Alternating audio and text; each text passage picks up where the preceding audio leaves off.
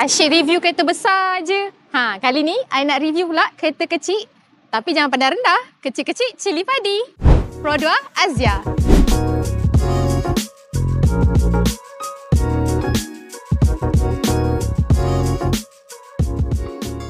Sekarang ni kita berada di Pro 2 DMM Sales and Service Center Chan Shaolin.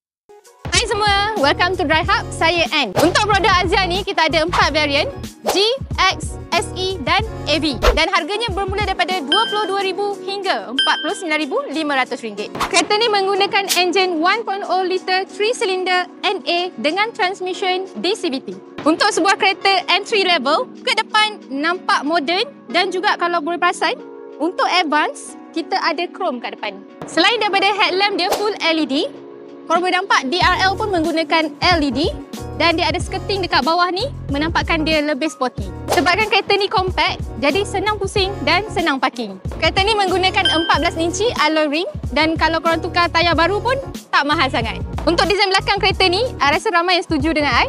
Dia lebih nampak boxy lah. Ada spoiler kecil kat atas tu melengkapkan lagi look belakang kereta ni. Parking sensor belakang pun ada untuk bantu elak langgar tiang masa reverse nanti.